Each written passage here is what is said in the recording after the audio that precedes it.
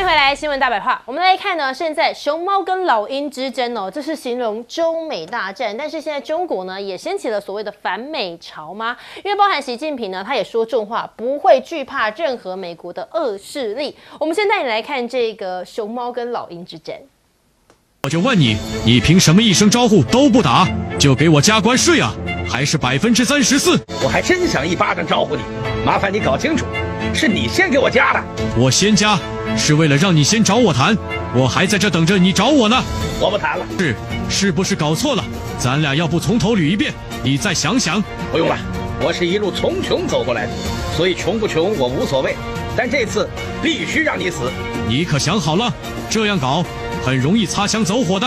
我告诉你，不管你搞什么，我都奉陪到底，老子都玩得起，看谁先死。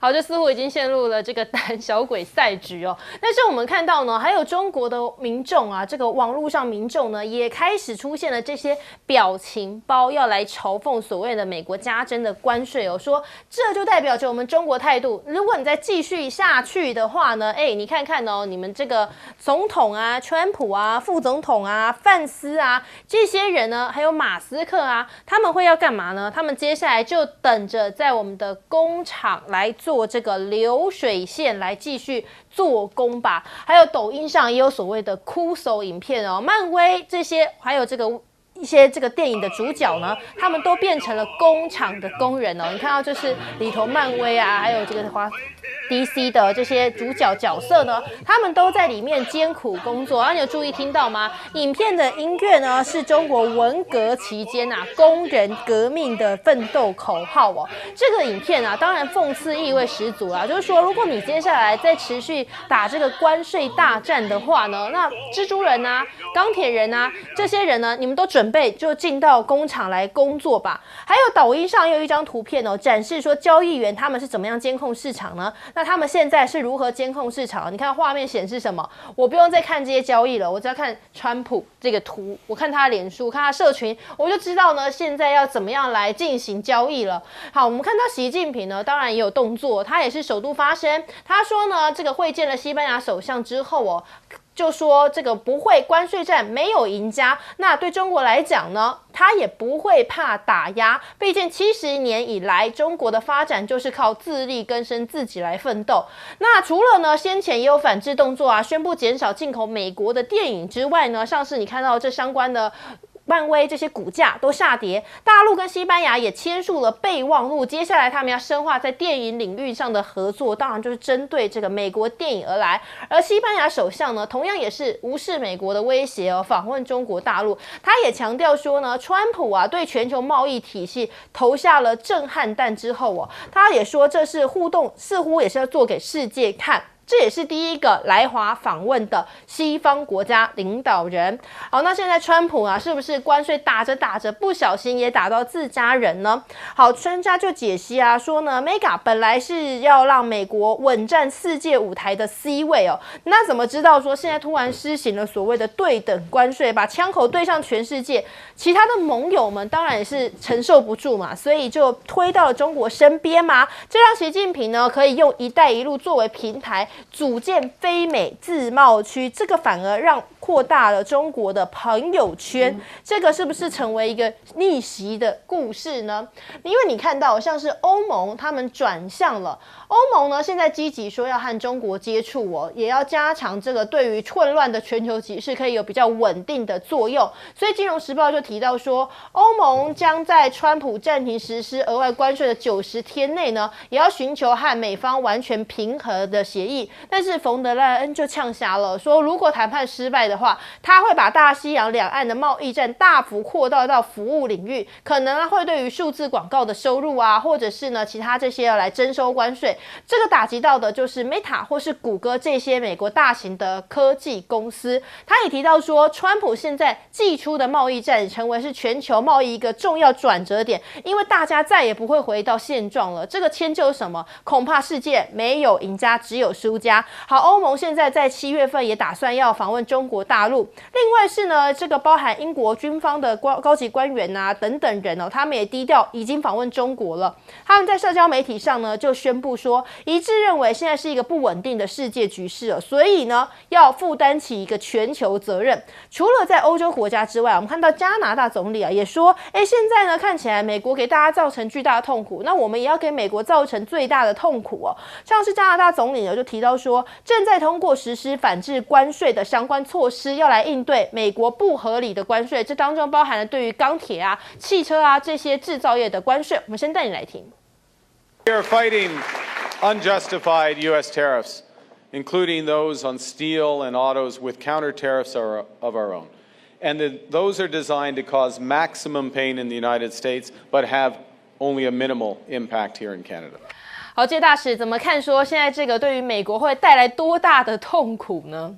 因为现在美国已经对这个他贸易伙伴实施的不公平关税除了对中国大陆之外对所有伙伴现在还是加征10%基本关税，所以欧盟也被打了，这个加拿大也被打了。那欧盟、加拿大还有这个3项也已经中标了。第一个什么钢铁跟这个铝这2个产品，川普一开始就加了25%，所以欧盟跟加拿大已经被打到。还有一项就是对汽车加征25%，所以基本上欧盟它现在算是挺孬的了，已经被人家打成这样他还在那边犹犹豫豫的不过欧盟现在要开始跟美国谈，因为他可能也就是变成川普说，都来拍他马屁的那个75个国家之一嘛，对不对？那欧盟提出的条件已经告诉美国说，这样我们两边都把关税变成0，川普根本就拒绝了。川普就说没有问题是不是关税的问题问题是你赚了我3500亿美元。你现在这个问题，我不能够让你这样这么简单过关。你先买我3500亿的美国能源产品再说。所以呢，其实冯德莱恩，我觉得他不需要粉饰太平了。他的未来90天不是很搞过的。川普已经讲，你90天没谈成的话，很可能就恢复到20%。而且你现在欧盟已经被平白无故增加了10%了，对不对？你怎么对欧盟的这些老百姓、制造商？还有这些生产商，你怎么对他们交代？所以我觉得并不是表示你现在愿意去谈就可以谈出来，美国就会让步，没有那么简单。未来的90天美国要建立跟多少个国家谈判？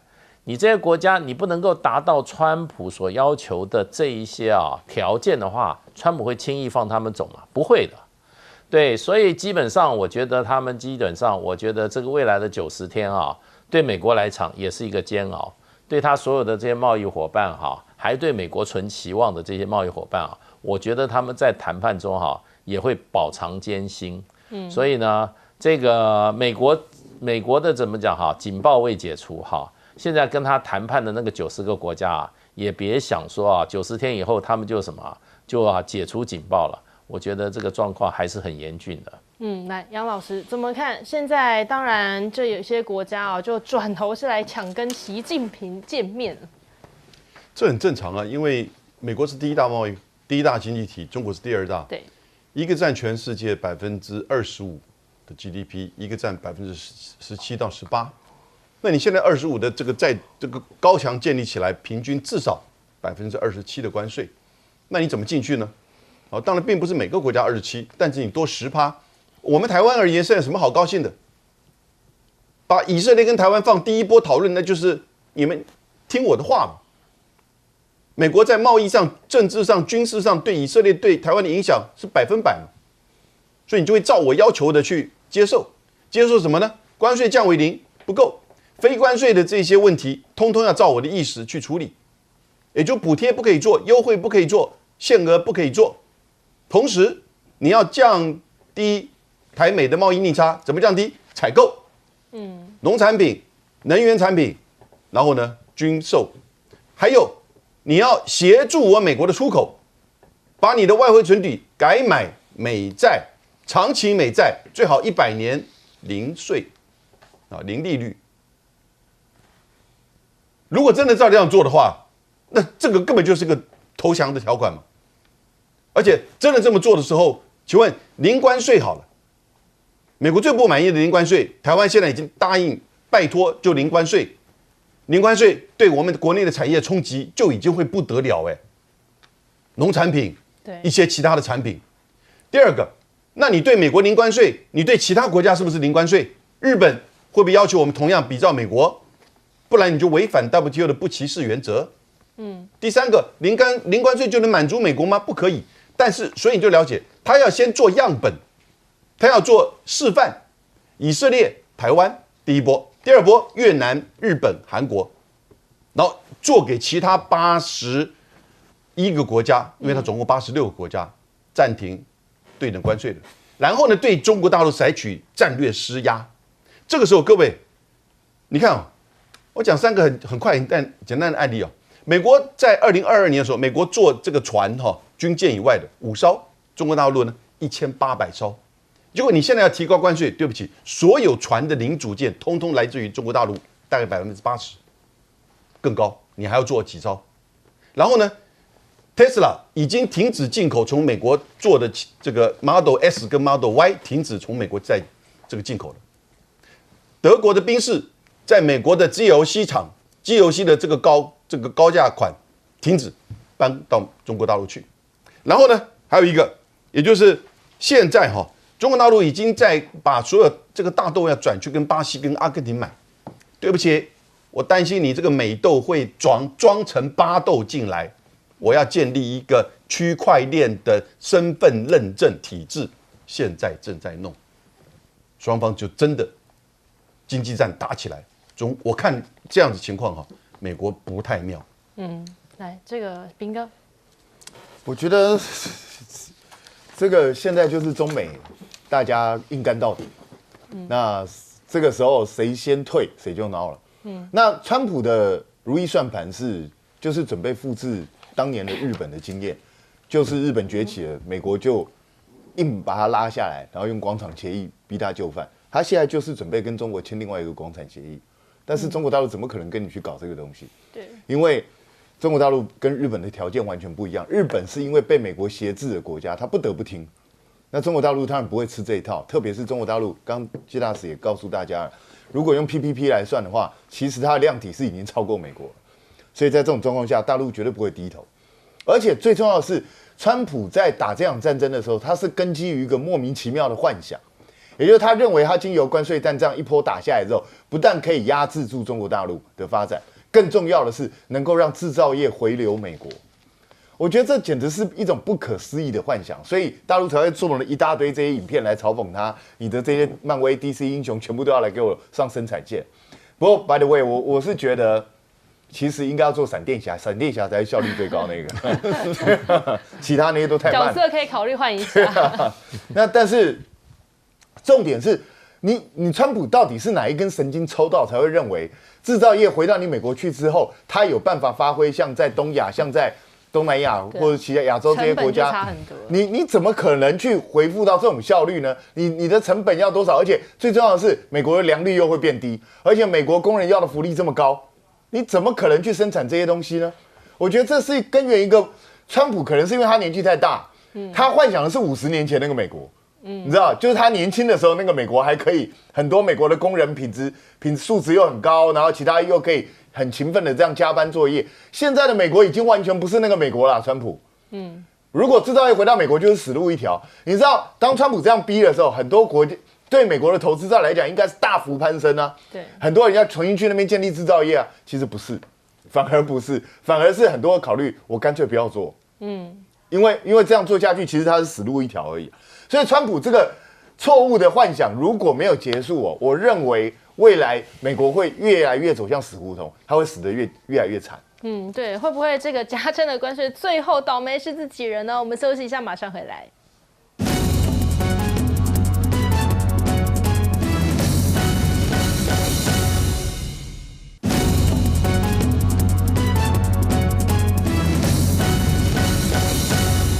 欢迎回来，来新闻大白话，我们来看呢，刚刚讲到说会不会川普的关税大刀砍到自己人呢？这个自己人讲的就是马斯克，但是我们可能大家也要有点同情的眼光，这看起来是不是人财两失呢？你知道吗？现在啊，马斯克他在一个飞行途中他就直播，他也自称这是一个技术测试，但是整场直播不到2个小时，他在游戏中呢就连续阵亡，然后网友呢就有很多呛辣的留言，最后他就草草的结束了直播。那网友讲了什么呢？他说：“你没有真正朋友会孤独的死去，为什么？因为4月11号的时候，川普被问到了马斯克现在也被所谓的关税政策啊这个股票所影响到，结果川普冷冷的说他已经不再需要马斯克了，他只是刚好喜欢他，这难道是真心换绝情吗？但是我们看到，其实不只是现在这个川普啊跟朋友之间的关系在这个街头上呢，英国伦敦啊就有所谓的反马斯克示威活动你可以看到呢，在画面上是有呢这个社群媒体的活动组织，他们拿着大锤轮流的猛打一个这个由匿名者所捐赠的2手特斯拉，来表达他们的抗议就是他们也反对马斯克，这是在英国伦敦呢的一个社群媒体组织所号召的4月10号，那当然是反对马斯克，因为现在呢关税战之外啊，这个 K 到了马斯克吗？像是你看到特斯拉中国就停止供应2款进口的新车官网现在只能够购买现货或者是官方的2手车，2手新的订单呢都先是喊卡的。好，那美国企业怎么办呢？是不是也开始向消费者开刀呢？彭博社就引述了消息人士的透露说，大陆吉祥航空原本计划在大概3周之后要接收一架波音客机，但是因为美国总统川普对于中国加征的高额关税现在贸易战升级了，所以呢吉祥航空也决定了我们也暂停了。美国企业现在已经收到一些隐藏的成本甚至是这个成本已经慢慢的出现了，所以呢是不是也转嫁到消费者上呢？收据上你看很有趣出现了川普关税附加费，不光是消费品，包含一些晶片制造商美光等等自动化的公司呢，也高科技企业也宣布要征收关税附加费了。你就可以看到这个画面这是有美国的网友账单显示说，他的衣服呢买完之后竟然多被收了一个44.09的美元，这项目名称就叫做关税附加费。好，那所以叶伦呢也重炮抨击，他说这个关税大战是最大的自残。怎么说呢？他说这原本已经运作非常良好的经济，结果造成了严重的自我伤害，所以他对于川普的经济政策呢，他说这是一个不及格的政策。那你也看到，就是因为这样，所以全美也高喊这个反川普，甚至是有很多民众他们开始要上街来示威游行。你可以看到在画面上呢，就是在美国的街头而且全美50州有不少地区都有这样的行动。他们呢口号叫做 Heads Off， 也就是说叫川普你要放手来进行抗议所以每个人呢都高举这个牌子还有呢是把这个川普关进牢笼里这样子的牌子就是说呢这个川普的政策对他们产生了非常大的影响，而且还发抗议的传单，这很明显呢说他们是要希望大家可以正视到这样的行动。还有美国人把马桶刷做成了川普的大头，就是要来抗议。而且新闻周刊也发布了这个反川的抗议地图你看密密麻麻好多地方在美国的50州遍地开花。另外还有一些人呢很会登山的他们担心说，如果我旗子挂在平地，可能呢就会被马上拆掉嘛，所以好，那我就直接拿到国家森林公园把美国的国旗给倒挂来讽刺川普。好，这大使怎么看？现在马斯克自己是不是也莫名被可能曾经是自己人的川普打到了？对，因为马斯克跟川普的最重要的贸易顾问纳瓦罗上个礼拜公然发生口角。那纳瓦罗就说，川普他说马斯克因为他被马斯克点名这个谩骂，就他说马斯克他不是一个造汽车，他只是组装汽车的人。然后呢，他很多发言是从他自己个人的利益出发。那因为马斯克骂这个纳瓦罗说，他突然写了一篇文章，他说哈佛大学经济系经济博士看样不是一件好事。然后呢，他最后跟纳瓦罗讲，他说这个纳瓦罗这个人一辈子没有做成什么事情，然后呢，最后他说纳瓦罗啊笨的比一袋石头还笨，所以呢纳瓦罗也回击了。你要知道，你要骂纳瓦罗的话，那你就等于在骂川普了。因为川普的所有的贸易政策都是跟纳瓦罗完全如出一辙。所以我觉得这一个双方的这个公然口角已经感觉得出来，就是有点生变了，有点生变了。而且马斯克对于川普目前的这个贸易政策他基本上是不接受的。那可能是因为他个人是一个很大的受害者，也可能他根本就不认为美国应该贸易政策有这个方向了。所以我觉得就变成就是说，这些人他们就是说要有共同的一个目标才能够结合。如果说纯粹要赚钱要做官的话，我想马斯克也没兴趣。对，他是因为他可能认为川普可以帮他实现很多他个人的一些个人的目标，对政治、对社会对这个贸易的一些目标，现在已经背道而驰了。所以我觉得，当然马斯克离开川普的团队是指日可待了那可能下一个马斯克之后还有一个贝森特。那我们不是大家都成了预言家？对，我们就讨论说，他们两个感觉感情没办法持续太久。不会太久的。然后下一个还有一个贝森特，贝森特，因为这些人都有自己的怎么样个人的事业，这是这个马斯克的团队里面真正有个人事业，而在个人事业领域都很有成就，都很受很多人怎么样尊敬的。可是加入川普这个团队现在变成落水狗马斯克个人还没有被攻击，因为他每天带着这个保镖要花好几千万美金一年保护他。可是他的车子的遭遇很惨，就跟英国的这车子一样，被砸碎了。被砸碎。最近美国的司法部长在前2天的这个美国的这个川普的内阁会议里面他说，我们已经抓到了这个4个，就是说照跑到街上或者跑到 Tesla 的这个销售店去破坏、去焚烧 Tesla 汽车的罪犯，要判他们20年。请问一下，这种犯罪有20年吗？川普已经帮了马斯克很大的忙，可是问题，川普的很多他的那个 Tesla 店在美国是整个店被放纵火给他烧掉了。所以 Tesla 不但是它的整个讲说它的股价暴跌，它的车子销售量也出现很大的问题。那所以整个来讲，我觉得就 Tesla 我觉得差不多了它再留在川普政府里面代价太大了，而且既然道不同何必就不相为谋了嘛。所以现在美国现在这个最近看一个统计数字，这个大概25岁年轻人对川普的支持率从大概25降到已经5%了，也就变成川普受支持率在短短的3个月就等于说像那个倒栽葱一样往下降。那再加上如果说这个通膨这样在普遍性的通膨大规模出现的话，我想川普这个政权是岌岌可危。对，当然大家不能接受我东西突然要变贵嘞，那怎么办呢？来，杨老师。现在谁能够阻止川普？美国都在示威抗议1400多场，超过100万人，没有办法。反正他也没有下一届，民调也没有办法阻止他，市场也没有办法阻止他，最多他调整他的这个步伐，国会也没有办法阻止他，因为他可以否决立法，回到参议院要2/3，不可能。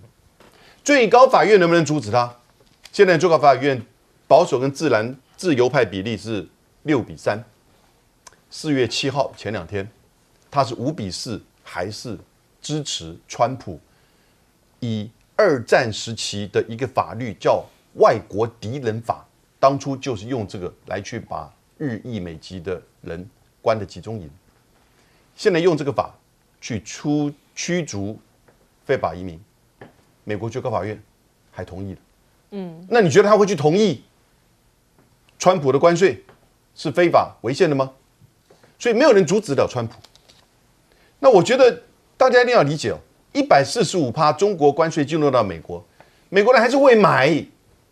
125%那已经没有什么意义进入到中国的，所以说中国说我不再跟你随之起舞，但如果你还是持续的压迫我的话，我会用别的方式。什么方式呢？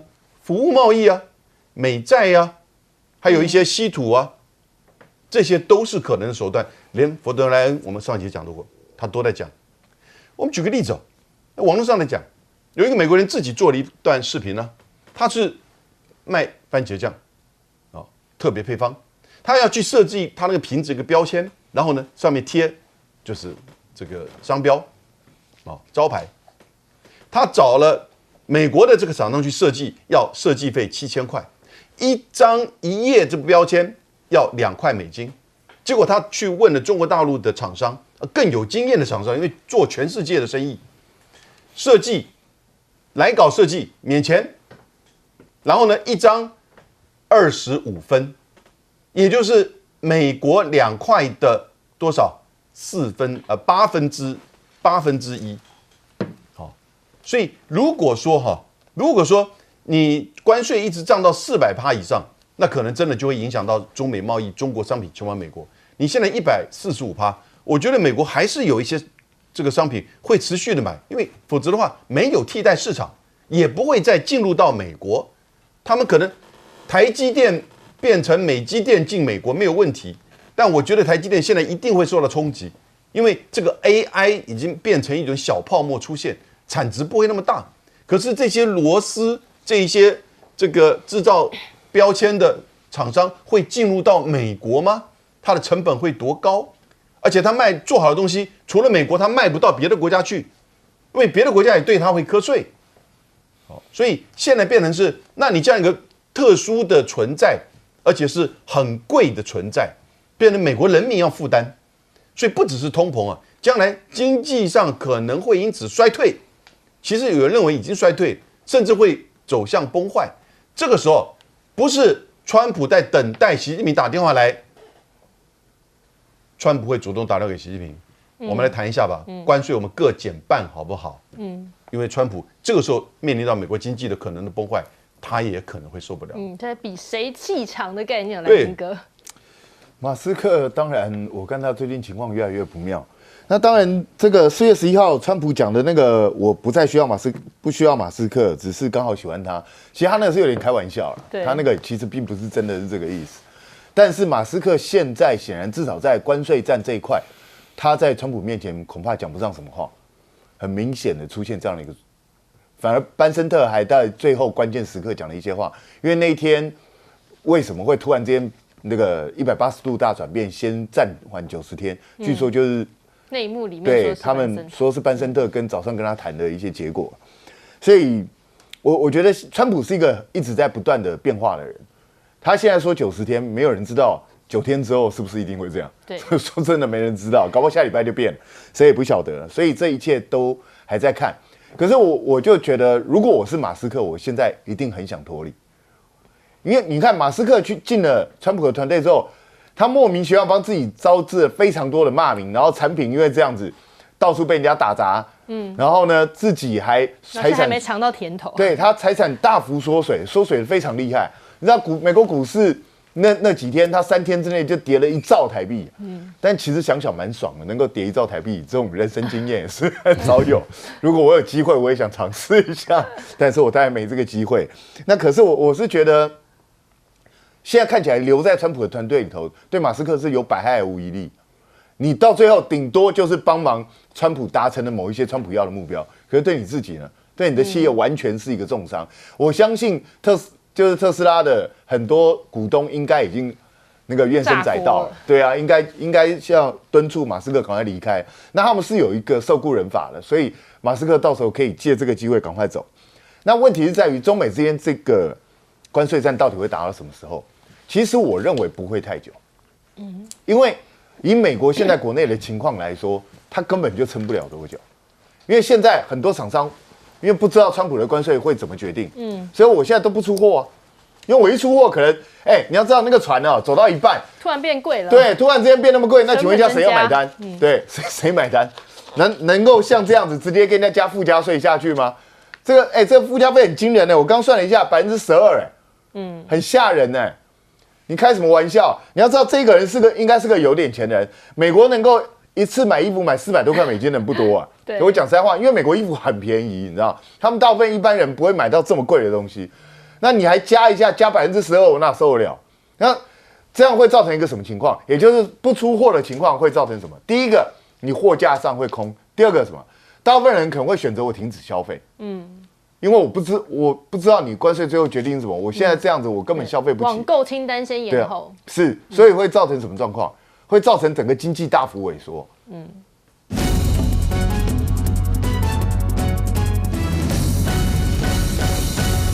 对于美国的一般民众消费者来讲，这个物价的飙涨已经越来越迫切，马上就会全面的展开。但川普投顾又来喽，他那天政策转弯当天前几个小时不是发文说这时候是买股的时候吗？那后面还附上他的股票号码吗？又来了。这次又同样，人家议员已经说要查你内线交易了，他继续发文。哎呀，我们关税政策做的真的非常好啦，好的不得了，好棒棒啊！然后这次呢，不只是想本名缩写哦，而且再一次把 DJT 把他的川普媒体集团的股票套再一次的打进来啊，然后说现在呢，对于全世界而言呢，都是最好的，进展非常迅速，意思又要买股票了嘛，2次打 pass， 美股都涨哎，那现在又要来涨了吗？白宫贸易顾问纳瓦洛说，这是一个对于多头市场很有利的因素。90天要达成90项协议，喊话散户快进场。他们真的很担心股票跌，所以要大家赶快再去买，然后给你割韭菜嘛。全球的韭菜给川普一个人割就够了啊。所以世界现在正在抛售美元，没那么好骗啊，大家会跟着你玩吗？华尔街很担心，因为呢，以这个华尔街资深投资者来说，世界正在抛弃美元，关税政策不仅无效，最终会适得其反，伤害贸易。最重要的是国家的竞争力还有公信力啦。没有人相信川普的政策的恒久性跟可信赖度的时候，美债美元双双暴跌。那刚刚讲了，石油也跌啦。最重要的是，当美债让债务飙升的时候，政府都可能会破产的。克鲁曼的这种分析里面认为，川普的关税立场已经软化了，纯属虚妄。这种各种的贸易的展望哈，能够有机会得到和缓的可能性已经是趋近于零，很低。但是汇市、债市反映共同点都是拜川普之赐。接下来，全球金融体系的支柱美元资产即将不再是被认为安全资产的时候，要被抛弃了嘛？还有一个人会不会被抛弃？马斯克，不是耶，骂几好朋友嘛，居然在一次公开谈话的时候，川普公开讲了，不再需要马斯克，听听他怎么说。Elon's done a fantastic job. Look, he's sitting here, and I don't care. I don't need Elon for anything other than I happen to like him. But I'm telling you, this guy did a fantastic job. 我只是刚好喜欢他而已，他对我也其实也没有什么帮助。大选的时候出钱出力帮他做了多少事啊？他讨厌的事情、肮脏的手段、裁员，通通都是他做的。那现在马斯克要被抛弃了吗？马斯克有个连环发文批评在关税政策上的错误，是不是惹得老大不开心呢？但是我也看到另外一个报道，也许有所猫腻，因为中国大陆报道说，一度想要找马斯克当做中间人来跟白宫沟通，显然也是无效。所以现在到底怎么办？马斯克会不会自己搞砸了呢？反而是适得其反的结果。因为像白宫贸易顾问回骂他的看到他们的互相针锋相对，更惨的都是在他自己的商业利益上，股价一下子暴涨暴跌啦。但是呢，反马斯克的特斯拉各种示威活动却全球，尤其是欧洲跟美国越来越多。现在看看这个铁锤砸烂特斯拉的画面，这个是发生在美国在伦敦反马斯克的活动。那 everyone has it wrong， 就是大家每个人都讨厌马斯克啦很惨呐，就把这个二手的特斯拉砸一个烂这已经不只是在伦敦，在德国，在欧洲很多地方都发生。仇恨值这么高，他只是为自己吗？当然也是帮川普出头。但是现在马斯克呢，把这个裁员的这个动作呢，节省目标已经从2兆。下修到1500亿，差很多。他们都是说而已，说完马上就变。要裁的人员呢，从国防什么全部都要裁的情况之下，已经形成了国内一种风暴。所以现在数字要降。那现在还被说川普可能把他调到不是这么的关键的位置不用再做这么多事情了。也转弯了吗？因为已经扛不住这么大的压力。所以现在来看看关税战谁是牺牲品？除了马斯克可能是其中一个之外，特斯拉还停售了 Model 系列嘛这2个车款都是在美国制造之后出口到中国销售，这个就停售了。最大的受害者之一，还有汽车成本，无论怎么分析下来，对于美国的制造商企业的成本都会飙升。那以2025年的成本增加，大概会有1080亿美元25%的关税，不只是害到欧洲，不只是害到德国哦，美国内部也一样受到了严重的冲击。那包括了波音，刚刚听到我们的政府很可能连波音全部都要买了哈，我们本来要买的。空巴什么通通要换成波音了，大概只有台湾我们会这么的认命啊。在美国呢，美中关税之后，上海的吉祥航空已经暂缓接收一架波音了787，那包括所有的计划通通都暂停，所以波音还能卖得出去吗？加上它有这么多的飞安的疑虑之外，还有亚马逊的报道告诉大家说，卖家的关税成本转嫁消费者，中国货品会大涨。一方面，要不然就不出口到你大陆去，到美国去了；要么就是成本几倍几倍的在涨。所以，美国比较依赖大陆的商品吗 ？Bloomberg 的分析认为，2024年进口智慧手机、笔记型电脑、镍电池这些东西，中国占比超过多少？60%耶！以 Nike 好了，这个鞋厂很多台商在大陆制造代工，东南亚分拆，所以基本上 Nike 这些所有的衣服啊、服饰啊、什么鞋子品牌，都是在中国大陆或台商的建构的系统里头。现在也有16%在中国制造，怎么办？那中汽要抢40船的巴西大豆，怎么说呢？因为美国的大豆本来依赖度也很高，卖到台湾也是，卖到大陆去也是，现在改买了巴西的豆子，农民啊，在美国啊直接伤心啊！他说，现在美国农民失去了很大的一块的份额，现在该怎么办？苦日子还在后头。刚才不是提到说，到底谁该先打电话给谁？是川普该打给习近平呢，还是习近平该打给川普呢？解铃还须系铃人嘛，关税战是谁挑起来的？是你川普挑起来的，你当然是他要打给习近平嘛。再者，中国大陆经过了8年磨一剑，8年的准备，从上一次2018年到现在，他早就做了很多的准备。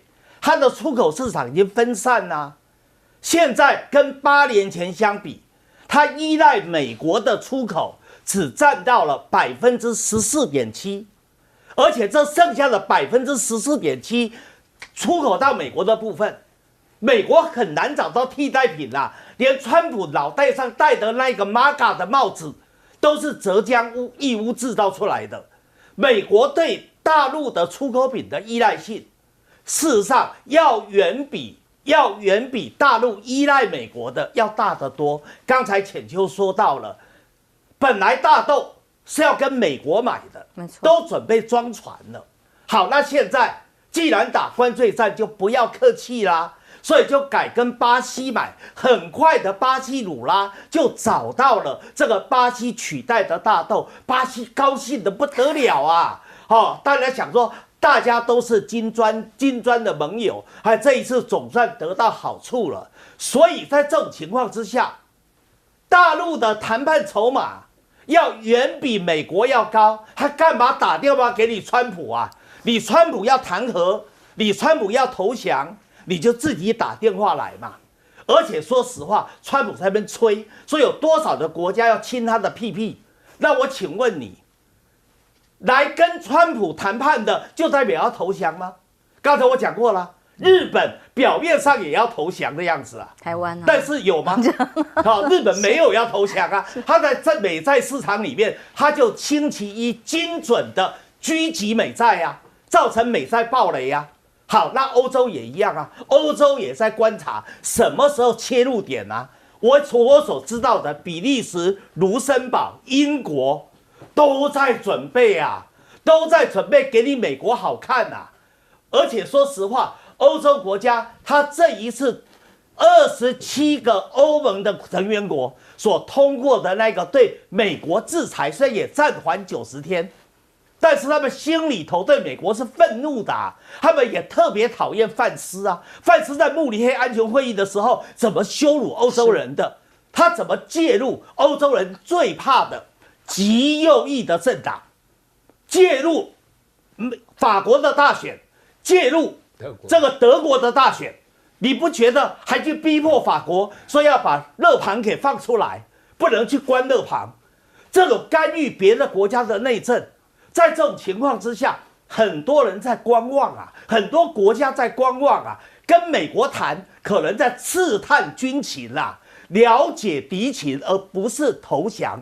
更重要的是，中国大陆的致命的武器还没有出来啊。刚才讲到了，本来川普在寄望6代战机 F-47，他是第47任的美国总统，现在 F-47出不来了。新闻周刊已经报道了这个内幕了，为什么？因为中国对稀土是禁止出口到美国，它没有稀土，它的 F-47就造不出来，它的6代机计划就失败掉了。除了这个之外，中国大陆的条件还有所谓的服务贸易啊，服务贸易去年整年，美国在服务贸易方面得到的顺差额多少？2290亿美元啊！如果中国大陆来限制好莱坞的电影啊，来限制下载的游戏啊，来限制这个旅游啊，来限制教育啊、医疗啊，这个影剧方面、运动产业啊，中国大陆 NBA 的观众有多少啊？你美国承受得住吗？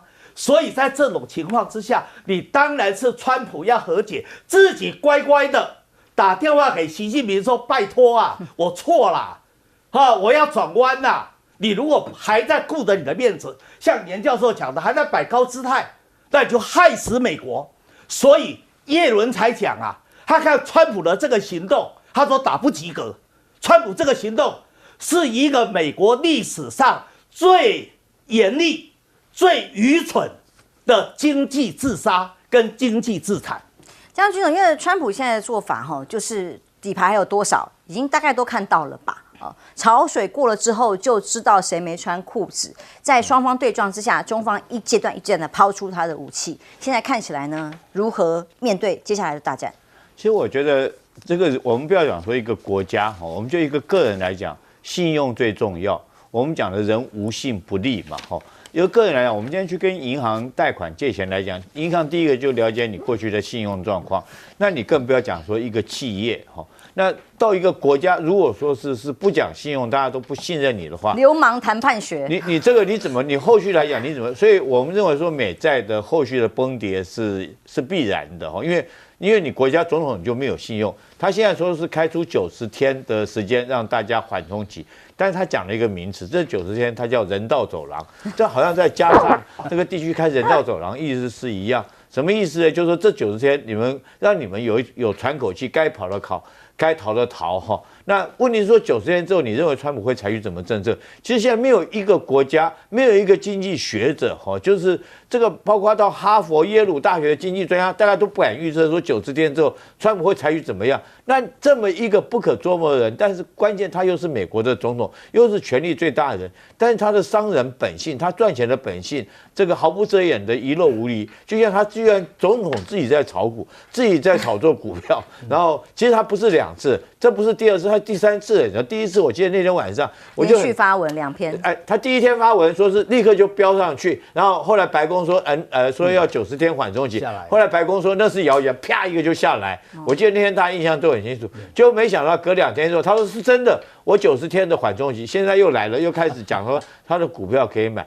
所以对一个这么琢磨，我觉得哈，这个当这件事情1次2次，如果再有人去相信川普，那就是呆子才会再相信他现在所讲的话。那你一个国家，当你的信用荡然无存，你一个国家领袖做出这么丢脸的事情，在炒股、在做内线来讲的话，你认为还有哪一个国家会信任他？所以他现在讲的这些话哈，我觉得根本就不要听哈，自己要把自己保护好。尤其是说，我在这边也利用我们自己像我们小股民，对不对哈？这个时候一定要把自己的财产好。这个以现金是王道了哈，这个所以为什么黄金这2年会飙涨？我觉得跟这个也没有关系，就是我们大家来讲的话，我安心，我不知道90天之后会有什么变化，没有任何一个人敢预测。当老百姓这时候一定要小心把自己保护好，我觉得才是王道，才是上道。林老师的确现在美股也是每天暴跌暴涨，暴跌暴涨。马斯克暂时又回到了首富的位置，但显然在川普的心中已经不再是第1名。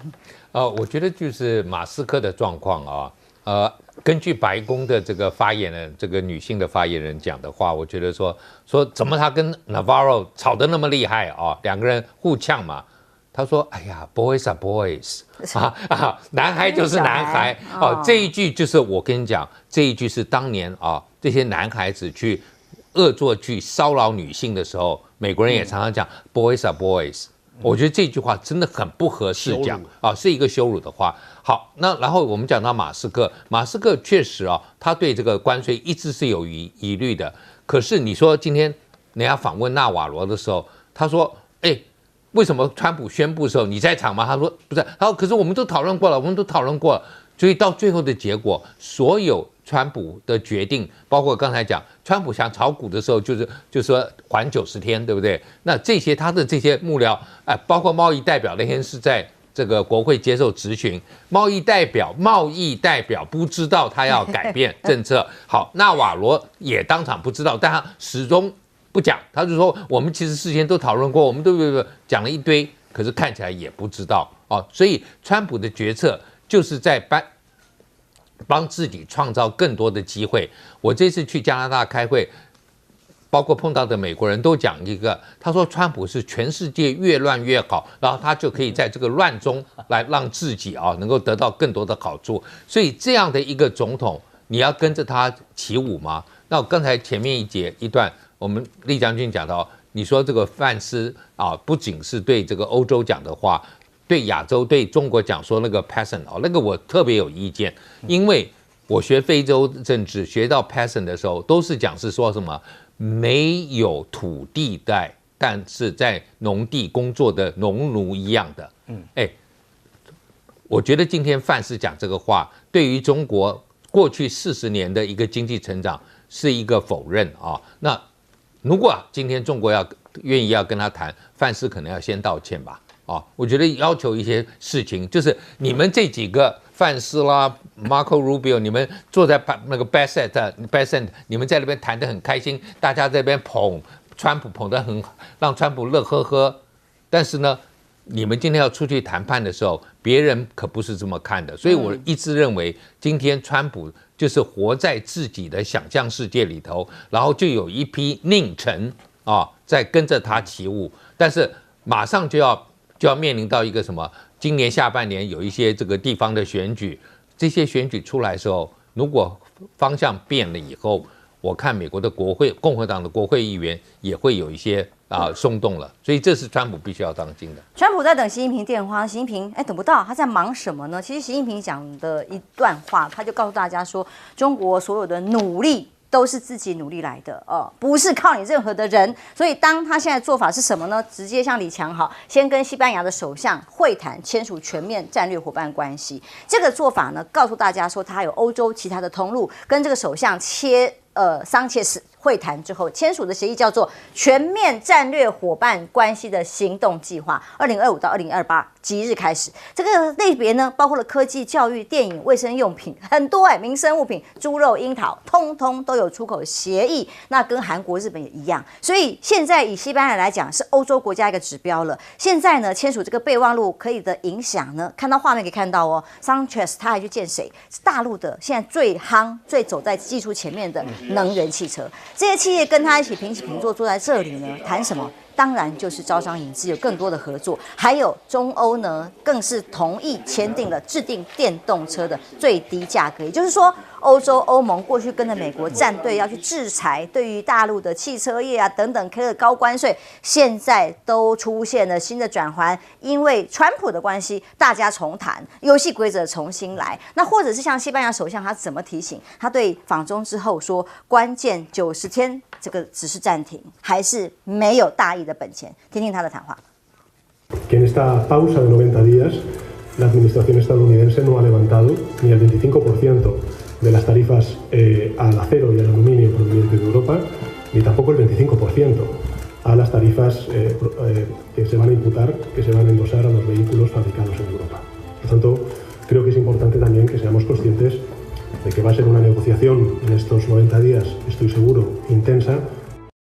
欧洲里一开始就对美国最强硬的，当然就是法国总统马克宏了。那现在他说，对于10%暂时只有90天的这个做法，都是暂时的。欧洲必须动员一切的可用的资源，自我保护。看起来美国不再值得信任，所以当美中撕破脸之后呢，欧盟的做法大家都在观察。那包括见了习近平之后，还有加拿大的态度也被关注反美51周虽然这一波阶段里没有他的名单，但他其实已经实质受害了。加拿大总理说，给美国制造业造成的才是最大痛苦。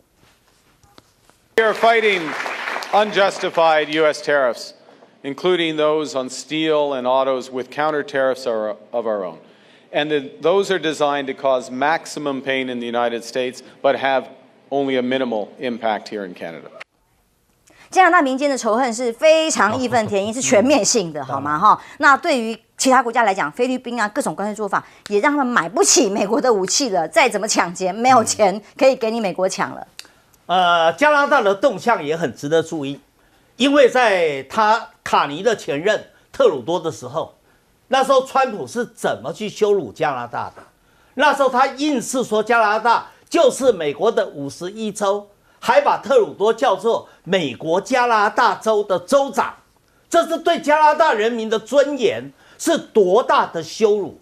所以卡尼上来以后，卡尼是内行人啊，而且加拿大手里头也持有很多的美债呀，加拿大也有他致命的筹码武器在手里头啊。到现在为止，加拿大的卡尼没有屈服哦，所以它也是一个很值得观察的指标。欧盟27个国家。大家都说，那冯德莱恩基本上就是美国的跟屁虫啊！但是别忘了，冯德莱恩基本上他亲的是民主党，他亲的是美国的建制派，所以他有没有在跟民主党里应外合，要干掉川普，要使共和党明年的中期选举惨败，这个是很值得观察的点。我认为欧盟90天后跟川普之间的谈判不会有结果的。到时候一样是双方要干起来嘛，而且这90天会发生很大的变化。这90天大家就会看到川普的弱点会完全软肋都暴露出来嘛。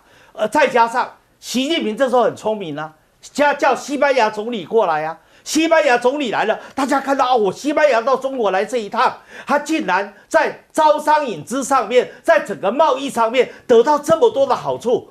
欧洲的国家当然会跟嘛，欧洲现在的经济非常的糟糕，大概也除了意大利的梅诺尼到现在还在抱川普的大腿以外，其他的欧盟的20几个国家，除了意大利跟少数几个国家以外，其实大家对美国都怀有很大的旧恨新仇。同样的，东盟的国家也如此啊，习近平马上到东盟去啊，到越南、到柬埔寨、到马来西亚，货币制度的重洗哦，这个就会拉住东盟国家的心嘛。东盟国家也在观望，当然也除了菲律宾以外了。菲律宾的小马可是基本上也是跟梅洛尼一样，也是倒向川普这边的，也是需要抱美国大腿的。我刚才讲过了，最重要的是中国还有很多致命的武器还没有出炉，而且中国大陆它基本上我们谈 Game Theory 的时候谈这个。破裂报偿要比你美国来得高啊，所以双方如果谈崩了，中国还可以活，但是你美国马上要面临停滞通膨的厄运，你美国怎么应付？你根本货币政策也不行，财政政策也不行，再加上到最后大家都不跟你川普玩了，你的关税收入根本收不到啊！你把人家关税收入抬这么高，10%也很高哎。即使最后10%也不得了哎，你对于很多的国家扣它10%，它就没有办法顺利的出口了。我们在台湾讲到传统产业，不是一句话叫毛3到4，毛利率3%到4%，毛利率3%到4%，如果上面扣个10%的关税，你一样活不了啊。所以基本上我认为这一波川普真的是用错方法了。刚才提到库鲁门的说法，谈到了叶伦的说法。这些有名的美国的经济学家、重量级的经济学家、金融学家，他们看得非常的精准的。川普确确实实是美国历史上有史以来最大的祸害。习近平下礼拜开始就要展开在越南还有等等东南亚国家的访问，除了取代外销通路，当然还有更重要的就是美元秩序会不会被取代？有其他的金融系统一旦让美元不再是霸主的时候，那美国的灾难才是真正的开始。休息一下，马上回来。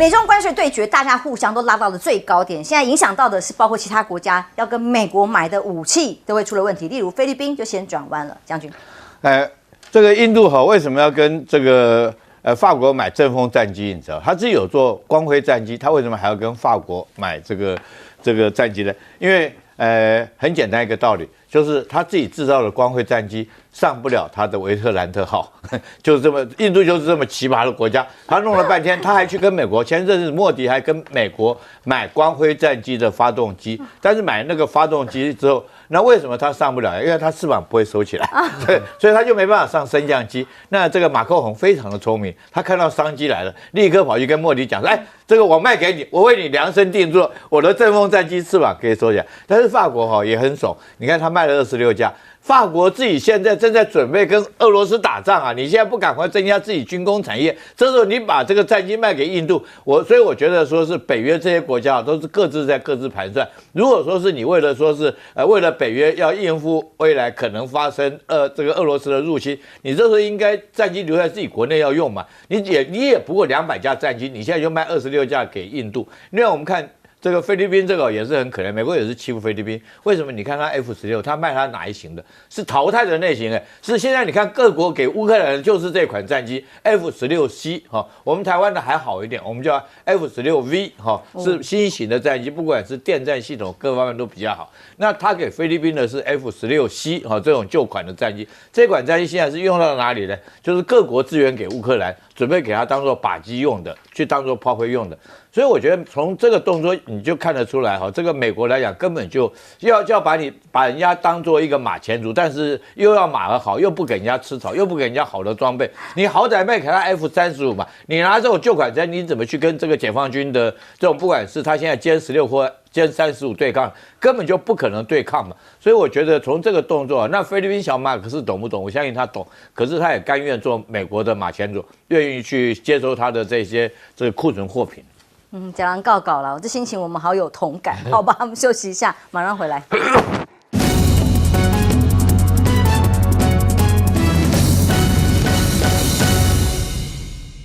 这本来大家都知道，杜鲁道因为已经不行了嘛，所以他这个提前下台了啊，被川普羞辱的也够了。那自由党大家看起来就是准备大输给保守党，结果没想到川普继续羞辱的结果，新接任他的这个卡尼先上来之后做了一下总理，然后你羞辱，结果变成是自由党现在声势大涨，因为他硬回去了，硬回去了，硬回去声势大涨之后，有可能这个下一个政府他还是虽然不一定是过半，但是一定是最大党啊，这个很可能会发生。第二点，我觉得川普还是脑袋坏掉。刚刚我们讲51州啊，如果今天加拿大加入美国51州，它的人口是比加州还多一点哦，所以它的这个选举人票是美国第1大，然后一定是投民主党。你共和党永远无法翻身咯，所以我觉得川普脑筋不清楚。那加拿大他们就说，我们要是真的跟你这样子玩，你就很惨的。